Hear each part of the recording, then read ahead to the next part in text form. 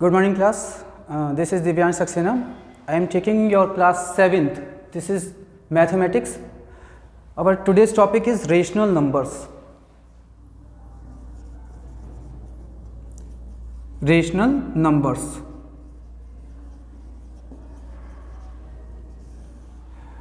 Before going to the topic, very first we recall some previous definitions like natural numbers, whole numbers, integers, etc. क्या था? सबसे पहले natural numbers हमने पढ़े थे. नेचुरल नंबर्स जो थे ये कौन से थे? Counting numbers. ये वो काउंटिंग नंबर्स हैं जिनसे हम काउंटिंग स्टार्ट करते थे. सबसे पहले हमने 1 2 3 4 5 6 ठीक है काउंटिंग सीखी थी. तो नेचुरल नंबर्स कौन से हो गए? 1 2 3 4 एंड सो ऑन. ये वो नंबर्स हैं जो नेचुरली हमें काउंटिंग में हेल्प करते हैं. जब हमने सीखा था काउंट करना तो सबसे पहले यही सीखा था नेचुरल नंबर्स से. इन्हें काउंटिंग नंबर्स भी बोलते हैं. दूसरा हमने पढ़ा था होल नंबर्स. होल नंबर्स क्या थे? होल नंबर्स में देखो, नेचुरल नंबर्स में, काउंटिंग नंबर्स में अगर जीरो को और ऐड कर लिया जाए, ठीक है, तो ये सारे के सारे मिलकर के क्या हो गए थे? होल नंबर्स बन गए थे. ये क्या थे? होल नंबर्स हो गए थे जहां पे हमने नेचुरल या काउंटिंग नंबर्स में जीरो को और ऐड कर लिया. इसके बाद हमने नेक्स्ट पढ़े थे इंटीजर्स. इंटीजर्स क्या है? इंटीजर्स में देखो काउंटिंग नंबर्स है, जीरो है और plus negative of counting numbers.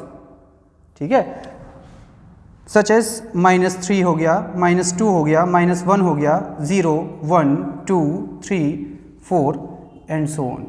ये सारे नंबर्स मिल करके कहने का मतलब है नेचुरल नंबर्स हो गए, होल नंबर्स भी आ गए. ठीक है, इसके बाद में हमने इंटीजर्स पढ़े थे जिसमें इन होल नंबर्स के अलावा क्या था? नेगेटिव ऑफ काउंटिंग नंबर्स भी ऐड हो गया था. तो ये सारे के सारे इंटीजर्स का सेट हो गया था. अब इसके बाद में आता है हमने फ्रैक्शंस पढ़े थे. ये क्या थे? फ्रैक्शंस में क्या होता था? a अपॉन b टाइप के होते थे. Where a and b is, where a and b are natural numbers. ठीक है, ये हुआ करते थे फ्रैक्शंस. फ्रैक्शंस मीन्स जैसे कोई एक होल पार्ट है, कोई भी है, सपोज ये सर्किल है. इस सर्किल को हमने क्या करा? 4 इक्वल पार्ट्स में पार्टीशन कर दिया. 4 इक्वल पार्ट्स का मतलब क्या हो गया? Whole means complete. और जब इसके 4 इक्वल पार्ट्स हुए, 4 इक्वल पार्ट्स मीन्स हर पार्ट का वेटेज कितना हो गया? 1/4 1/4 एंड 1/4. तो यहां पर 4 फ्रैक्शंस हो गए इक्वल वेटेज के, 1/4 1/4 1/4 एंड 1/4. ये हो गए फ्रैक्शंस. यहां तक हमने पढ़ा था फ्रैक्शंस में. ये था प्रीवियस नॉलेज. अब बात करते हैं जो आज का टॉपिक है, रेशनल नंबर्स. ये रेशनल नंबर्स में क्या है? रेशनल नंबर्स की सबसे पहले आते हैं डेफिनेशन पे. Rational numbers are those numbers which can be expressed in form of p upon q. Rational numbers are those numbers which can be expressed as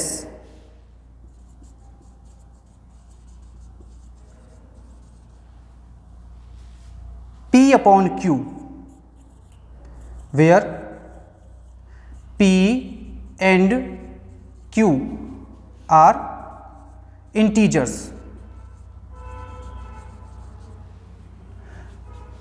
Of course q is not equal to 0. ये necessary condition है. Denominator can never be 0. And p and q are rational numbers, integers. p and q are integers. तो इस तरीके का जो expression होता है ये रेशनल नंबर्स फॉर्म करता है. फॉर एग्जाम्पल, बहुत सारे एग्जाम्पल्स हैं. पहला एग्जाम्पल में आ जाओ. एवरी नेचुरल नंबर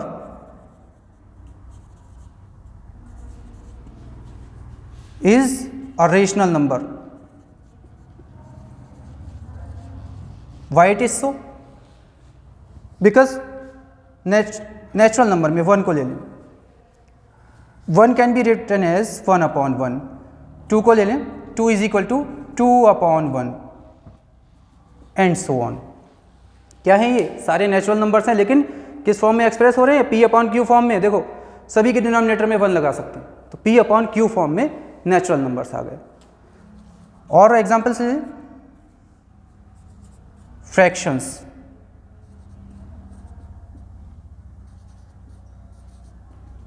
जितने भी फ्रैक्शंस थे ये सारे के सारे नेचुरल नंबर्स के साथ में जो थे, ये आपके फ्रैक्शन जो बनाया था वो सब रेशनल नंबर्स की फॉर्म में ही है, P/Q फॉर्म में। ठीक है, यहाँ तक हुए रेशनल नंबर्स। अब बात करते हैं positive and negative rational numbers क्या होते हैं। देखो मैंने पहले भी बताया, रेशनल नंबर्स में P एंड Q क्या हैं? इंटीजर्स हैं। भाई जब इंटीजर्स हैं तो जाहिर सी बात है इंटीजर्स में हमारे पास पॉजिटिव्स भी होते हैं और नेगेटिव भी होते हैं, है ना। तो सबसे पहली चीज आती है पॉजिटिव रेशनल नंबर क्या होगा? पॉजिटिव रेशनल नंबर क्या है? These are the numbers where both P and Q either both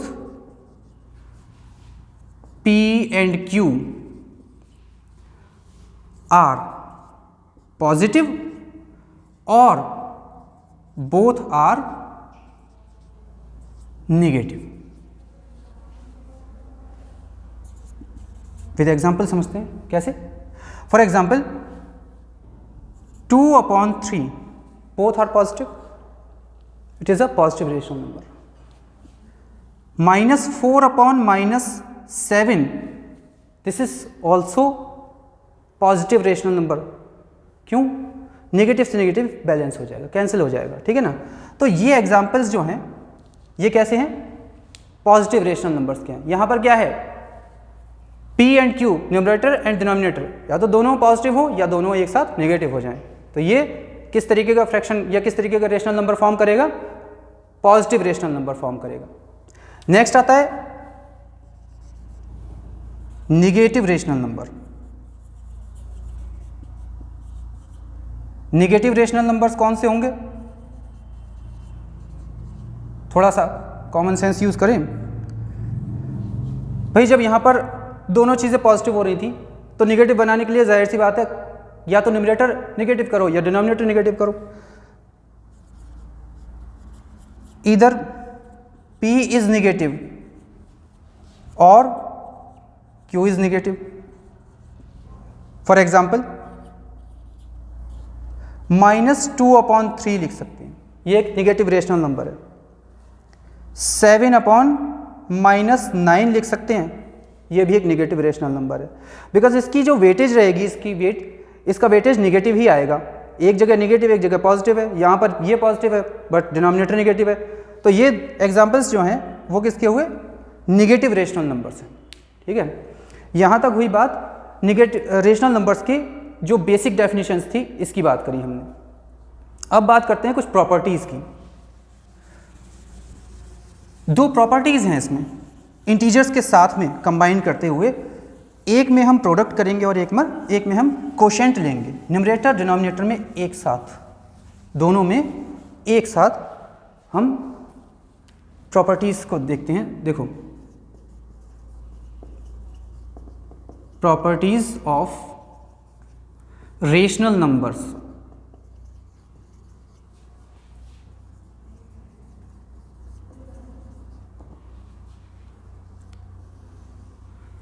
start करते हैं प्रॉपर्टी नंबर 1। क्या है इस प्रॉपर्टी में? If P/Q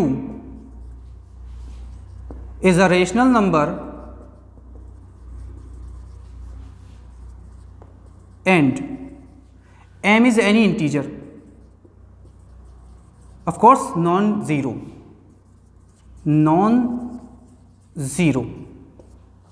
integer, then P into m upon Q into m doesn't changes the value of rational number, that is this is again P upon Q ही रहेगा। कहने का मतलब क्या है कि एक रेशनल नंबर में अगर हम न्यूमरेटर और डिनोमिनेटर दोनों जगह किसी भी नॉन ज़ीरो इंटीजर से मल्टीप्लाई कर दें तो रेशनल नंबर की वैल्यू अनचेंज्ड रहती है। फॉर एग्जांपल, अगर हमारे पास रेशनल नंबर 2/3 है और एक नॉन ज़ीरो पॉजिटिव इंटीजर्स हम 4 ले लेते हैं, m इज इक्वल टू 4 हमने सिलेक्ट कर लिया फॉर एग्जांपल, ठीक है।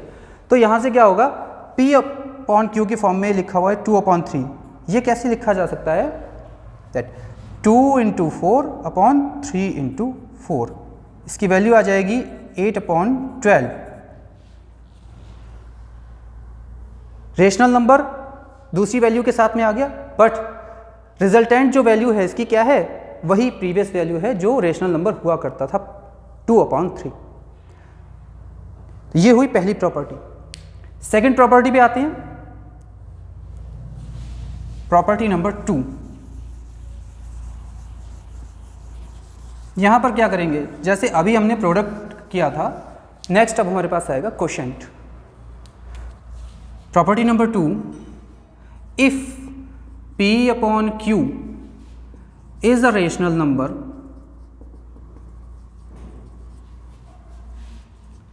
and m is any non-zero integer, then P upon Q can also be expressed as P quotient m upon Q quotient with m। कहने का मतलब क्या है, अगर P अपॉन Q एक रेशनल नंबर है where P and Q are integers, m हमारे पास एक नॉन ज़ीरो इंटीजर हम लेते हैं, इंडिविजुअल अपनी चॉइस है हमारी कोई भी, ठीक है। तो P अपॉन Q में न्यूमरेटर और डिनोमिनेटर में यहाँ पर भी क्वोशेंट ले सकते हैं, यहाँ पर भी क्वोशेंट इस नंबर से ले सकते हैं, स्टिल जो वैल्यू रहेगी वो अनचेंज्ड रहेगी। कैसे, एग्जाम्पल से समझते हैं। For example 15/20 is expressed in form of P upon Q, both P and Q are integers, no doubt it is a rational number। यहाँ पर हम एक नॉन ज़ीरो इंटीजर सेलेक्ट कर लेते हैं, m इज इक्वल टू 5 ले लेते हैं, ठीक है। अब 15/20 इसे कैसे एक्सप्रेस कर सकते हैं, 15 divided by 5, 20 divided by 5 means 3/4। ये 3/4 जो वैल्यू आई है रेशनल नंबर की, ये किसके इक्वल है, रिजल्टेंट में 15/20 के ही इक्वल है, ठीक है। ये दो प्रॉपर्टीज हैं रेशनल नंबर्स की हमारे पास। नेक्स्ट आते हैं standard form of rational number क्या होगा। देखो अभी अभी हमने ये जो एग्जाम्पल देखा, इसमें एक चीज़ नोटिस करी कि 15/20 जो है इसमें 5 जो था एक कॉमन फैक्टर रहा होगा, दोनों को डिवाइड कर दिया। यहीं से बात आती है कि जो P अपॉन Q फॉर्म में हमने इन जनरल बोला रेशनल नंबर, ये केवल एक जनरल डेफिनेशन है रेशनल नंबर को एक्सप्रेस करने की। अभी हम सीख रहे हैं नेक्स्ट जो है स्टैंडर्ड फॉर्म। स्टैंडर्ड फॉर्म क्या होगी, standard form of rational number में क्या होता है,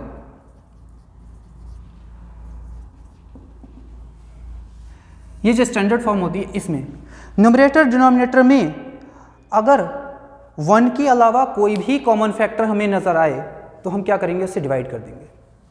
या ये कह सकते हैं कि P अपॉन Q फॉर्म में एक्सप्रेस होने वाला कोई भी रेशनल नंबर, इसमें अगर P एंड Q का HCF लेकर के और डिवीज़न दे दें, जैसे यहाँ दिया, तो जो नंबर हमें एक्सप्रेस होगा P अपॉन Q फॉर्म का नया नंबर, ये इसकी स्टैंडर्ड फॉर्म कहलाएगा। इसी चीज़ को मैं देखो लिख के बता रहा हूँ, if P upon Q is a rational number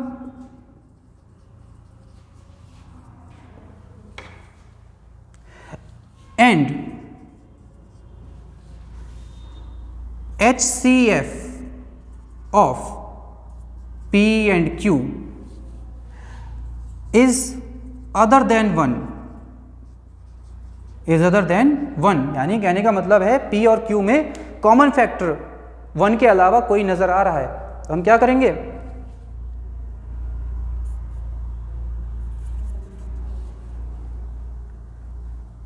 P upon Q कैसे एक्सप्रेस करेंगे इसे स्टैंडर्ड फॉर्म में, P divided by HCF of P and Q, Q is also divided by HCF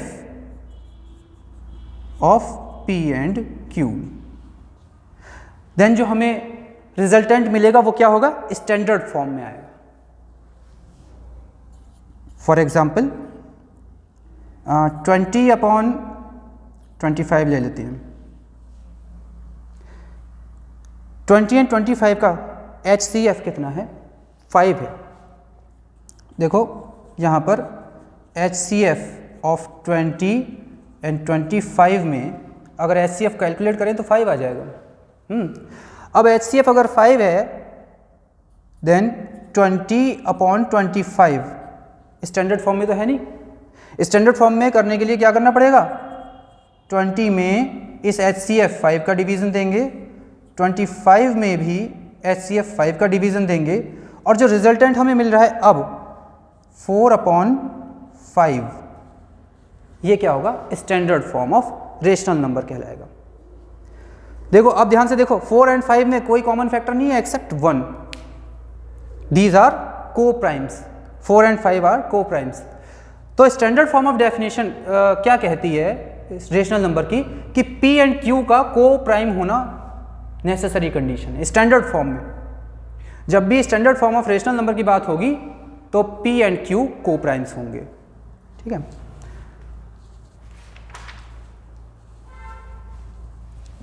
कुछ एग्जांपल्स ट्राई करते हैं जिसमें हमें क्या करना होगा, कुछ रेशनल नंबर्स दिए गए हैं उनमें इक्विवेलेंट रेशनल नंबर्स लिखने हैं।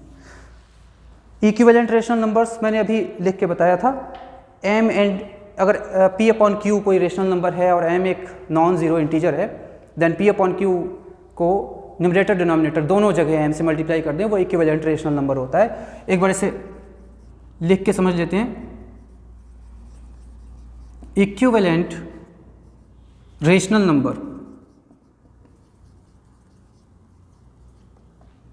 इक्विवेलेंट रेशनल नंबर्स में ज़्यादा कुछ नहीं, if P upon Q is a rational number then for independent choice of integer m, n, s, t etc, for any non-zero integer